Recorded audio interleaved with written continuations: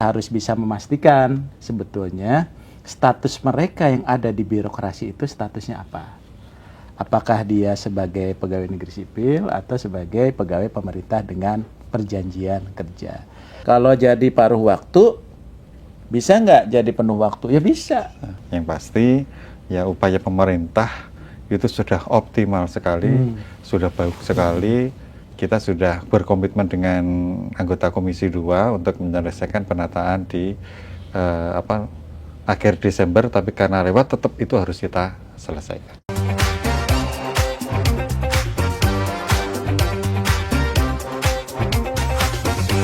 Ini bisa diperjelas Pak, karena memang sangat simpang siur tentang paruh waktu. Yang memang sepertinya banyak orang-orang yang belum paham gitu paruh waktu ini bagaimana. Isunya kan paruh waktu itu jam kerjanya full tapi gajinya separuh. Tapi ada juga yang bilang kerjanya setengah hari gajinya full gitu. Wah enak banget kalau gitu, atau bagaimana gitu, apa benar seperti itu Bisa atau bagaimana paruh Pak? waktu semua ya. Iya, paruh Jadi waktu. gini, konsep paruh waktu itu sebetulnya muncul ketika ada komitmen kita, pertama tidak boleh ada PHK massal. Kedua, tidak boleh ada yang dirugikan ya. Kemudian jangan ada penurunan penghasilan dan sebagainya. Tapi di sisi lain, formasi kita dan anggaran Pemda ini misalnya nggak ada uangnya, ya gitu ya. Nah itulah kita harus cari jalan tengah ya. Kita ini bisa saja mencari istilah yang lain. Tapi kalau kita cari istilah yang lain, ya itu akan beda konsepnya. Mereka merasa tidak menjadi ASN. Tapi kalau kita gunakan P3K, maka dia pun tidak akan dapat penghasilan sebagaimana P3K. Ada gaji pokok, ada tunjangan melekat, dan ada tunjangan kinerja. Tapi kalau untuk bayar tiga-tiganya nggak mungkin nih. Tapi kalau dibayar semua, kita nggak akan sanggup untuk mengangkat mereka. Akhirnya muncul apa ya, jalan tengahnya, oke lah P3K, tapi P3K paruh waktu itu tidak disebut di undang-undang. Di undang-undang itu P3K, maka tidak ada juga istilah P3K penuh waktu. Jadi P3K aja ini kita sebutkanlah istilah P3K paruh waktu supaya pertama masih muncul nomenklatur P3K-nya. Oh, saya walaupun paruh waktu saya P3K nih. Yang kedua, oh saya tidak diberhentikan. Ya, tetap. Dan saya tidak ada penurunan penghasilan. Karena kenapa? Ketika saya jadi paruh waktu, maka saya akan dibayar dengan anggaran yang ada saat ini. Saya misalnya jadi guru, kemudian saya dibayar 1 juta, 1 juta itulah dia dibayar. Tapi dia sudah dilekatkan ketika dia mendaftar, kemudian ikut seleksi, gitu ya.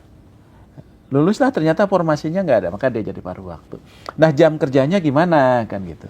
Jam kerjanya itu nanti kita akan serahkan kepada pengaturan instansi masing-masing. Karena yang tahu bahwa mereka itu harus bekerja penuh atau tidak, itu tergantung dari apa? Kontrak kerjanya. Karena kan P3K itu basisnya kontrak. Ya, di kontrak itu disebutkan aja dia akan bekerja kapan gitu ya. Jadi artinya nanti instansi akan kita berikan ruang untuk mengatur jam kerja bagi mereka yang paruh waktu. Nah, oleh sebab itu, paruh waktu itu berarti dia ada kejelasan status, ya. Yang penting statusnya dulu. Bagi teman-teman ini kan yang penting statusnya, dan dia tidak diberhentikan sebagai pegawai non-ASN. Tetap bisa berlanjut. Jadi kalau ada misalnya ada orang yang tidak menerima, kami tidak mau menerima jadi paruh waktu, kami akan penuh waktu. Kalau menurut saya kita kurang bijak untuk seperti itu. Karena kenapa? Ini pemerintah ini sudah memikirkan, ya, Menpan RB atas nama pemerintah termasuk BKN memikirkan itu supaya nggak berhenti, tapi di tengah-tengah keterbatasan anggaran, ya dan sebagainya, ini bisa ada kebijakan kita seperti ini. Jadi kalau menurut saya nanti teman-teman yang paruh waktu juga kan suatu saat ketika anggarannya ada untuk bayar, dia beruntung. Apakah paruh waktu ke P3K itu perlu seleksi? Tidak perlu seleksi lagi. Ya, bahkan NIP-nya sudah melekat, nanti tinggal diusulkan formasinya, maka dia langsung diangkat menjadi P3K. Jadi sebetulnya teman-teman tidak perlu khawatir, jangan juga terprovokasi seolah-olah ini akan merugikan dan sebagainya. Justru ini menguntungkan. Ketimbang mereka itu diberhentikan. Ya, harusnya kan diberhentikan. Karena kenapa harus diberhentikan? Anggaran nggak ada, ya kan? Formasi nggak ada. Tapi saat ini ya Bu Menteri dengan kebijakan beliau ini ingin mereka tetap kita selamatkan.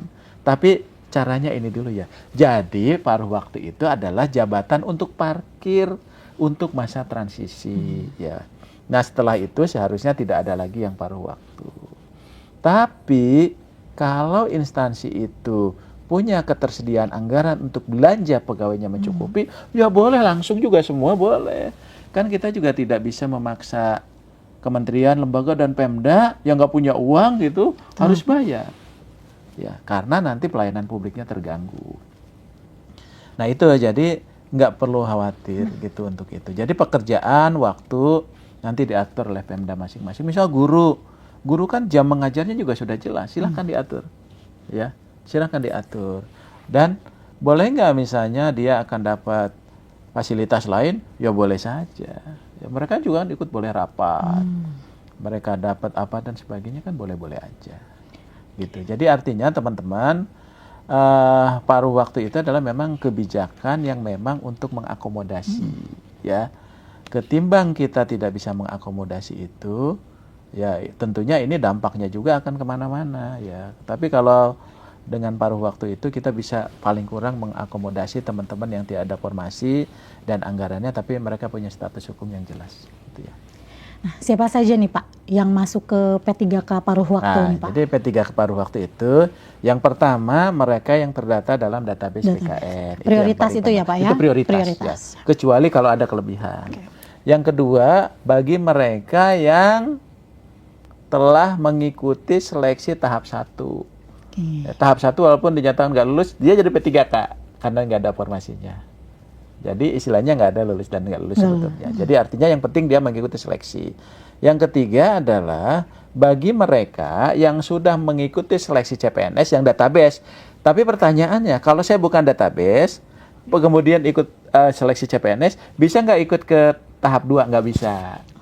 Karena dia bukan dalam database BKN. Ini kan banyak pertanyaan. Saya ini nggak bisa loh daftar tahap 2. Ya, begitu dilihat ternyata dia bukan database.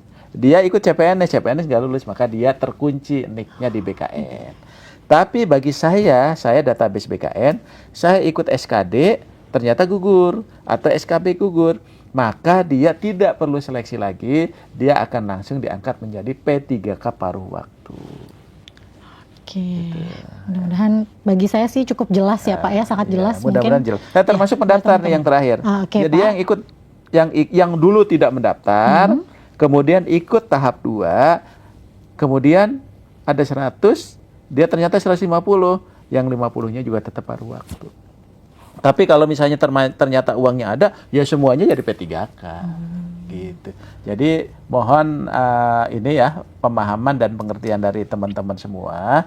Kira-kira kondisi itulah yang menyebabkan tadi kebijakan pemerintah itu membuka salah satunya di paruh waktu. Itu hanya nomenklatur aja untuk bisa teman-teman gunakan dulu gitu.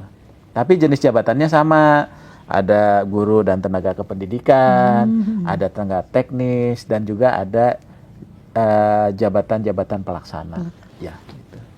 Berarti sudah jelas ya Pak sebenarnya pemerintah. Sebetulnya ini kesempatannya bagus kalau menurut saya teman-teman. Cuman kan kadang-kadang mungkin ini komunikasi antara Pemda, misalnya BKD, informasinya itu secara tidak utuh ya.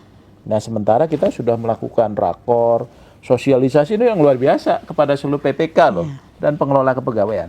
Gitu. Seharusnya bisa tersampaikan dengan baik ya Pak. Harusnya begitu. Ya mudah-mudahan lah. Mudah-mudahan ini sampai 20 Januari 2025 ini teman-teman yang 1,6 itu bisa terangkut semua.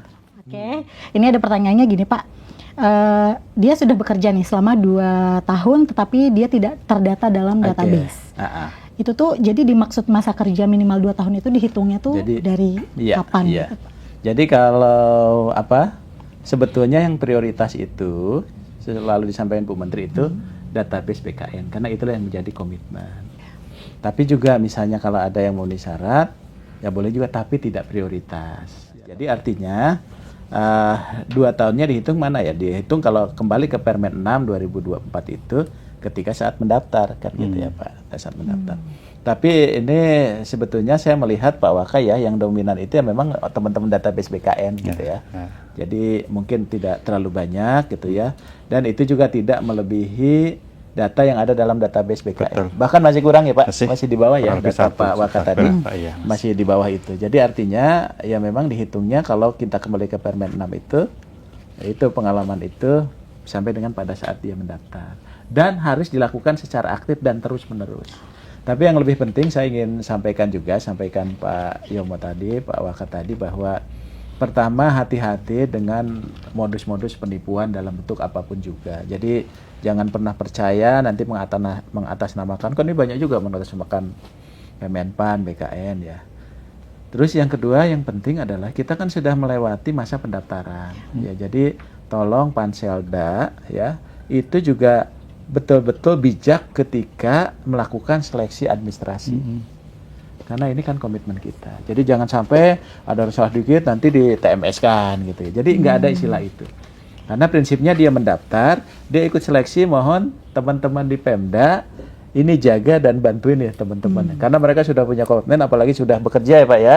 Khususnya bagi mereka yang sudah terdata dalam database BKN. Jadi betul-betul nanti teman-teman ini diberikan ruang, karena inilah kesempatan besar bagi mereka untuk menjadi P3K atau P3K paruh waktu, supaya tetap pelayanan publik kita bisa berjalan, kemudian juga status mereka itu menjadi jelas ya. Tapi tadi kita pun sama-sama, baik teman-teman pegawai ASN, baik pemerintah, menjaga ini sesuai ketentuan peraturan perundangan ya Pak ya. Jadi kalau kesempatannya ini sudah cukup luas lah bagi kita ya untuk memberikan ruang. Tapi ya tadi sampai 20 Januari itulah yang ada. Berarti kita akan stop di situ ya Pak ya. Stop di situ. Nggak akan ada perpanjangan lagi nih Pak.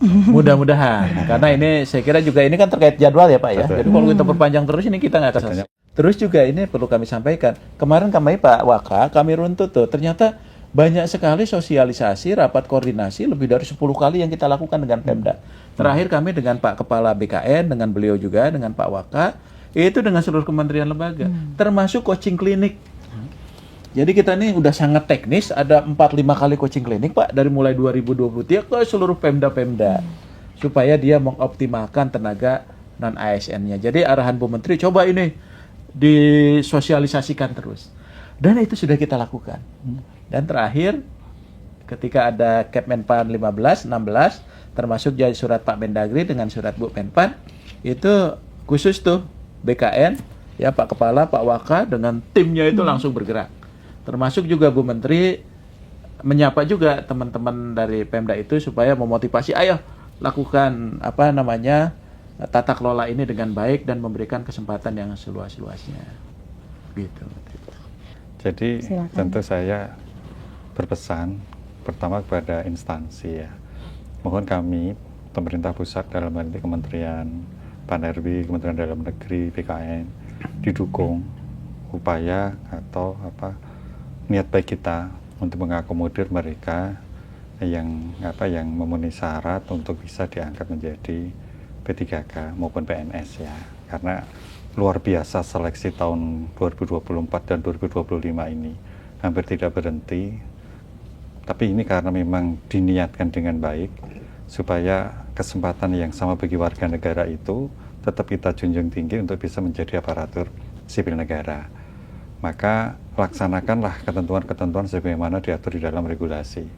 Dan kami mohon juga para tenaga non-ASN ya, tentunya ikuti terus informasi-informasi yang resmi dari Kementerian PAN-RB, kemudian dari BKN. Pokoknya jangan mau diiming-imingi ya, yang itu justru malah merugikan mereka-mereka sendiri. Banyak korban yang karena dia ingin cepat bisa diangkat, segala cara dilakukan, mengeluarkan biaya dan sebagainya, itu menjadi tidak bagus. Kalau ada pertanyaan, ada informasi yang ingin diperoleh, silahkan, kita sudah membuka informasi melalui medsos di Kemenpan maupun di BKN ya. Jadi jangan takut untuk nanya, kami akan berikan informasi dengan sejelas-jelasnya. Itu Mbak Dewi. Iya, terima kasih Pak. Jadi memang kita juga nggak boleh abai ya Pak ya, apalagi maksudnya saat-saat seperti ini memang kita harus terus mengikuti informasi-informasi yang harus resmi ya Iya, Pak ya, harus betul, resmi, ya, resmi. jangan mudah percaya juga Betul. tadi ya Pak ya. Iya. Apabila ada yang mengiming-imingi, oh ini, pokoknya pantau terus Iya. situs-situs resminya Kemenpan RB dan BKN ya Pak ya. Iya. Pertanyaan terakhir Pak, selain tadi kita memang jangan mudah percaya dengan yang diiming-imingi itu ya Pak, Janji-janji, mungkin ya janji-janji palsu itu Pak, mungkin pesan Bapak ini untuk instansi pemerintah terkait penataan pegawai non-ASN. Mungkin Pak Yono dulu, silakan Pak. Terima kasih Mbak Dewi. Jadi sekali lagi saya ingatkan kepada teman-teman di instansi pemerintah maupun pusat, terutama BPK ya, kita membangun komitmen bersama dalam satu framework yang sama. Mari kita selesaikan penataan tenaga ASN ini secepat-cepatnya, sebaik-baiknya, ya seobjektif-objektifnya, sehingga kesempatan mereka untuk menjadi aparatur sipil negara itu segera terwujud. Ini menjadi tanggung jawab moral kita bersama. Itu Mbak Dewi. Mungkin dari Ya. Pak Arya sekarang? Ya, jadi mungkin prinsip dasarnya bahwa yuk kita jalankan mandat undang-undang. Ya, undang-undang itu memandatkan bahwa kita selesaikan. Basis dari penyelesaian itu adalah database BKN. Supaya kita ada landasan pedoman untuk melakukan itu. Dan kita tidak melebihi dari 1,7. Nah, oleh sebab itu, ini kan sudah optimal sampai 20 Januari 2025 ya. Jadi harapannya tadi kerjasama lah dari Pemda ya, dari kementerian, lembaga dan pemerintah daerah untuk sama-sama mengawal karena ini kerja bersama ya. Jadi walaupun tadi ada problemnya teman-teman di daerah, tapi kan kami juga dengan BKN ikut gabung di situ untuk menyelesaikan. Tapi ini untuk yang terakhir ya Pak ya. Jadi setelah ini mungkin jangan ada lagi.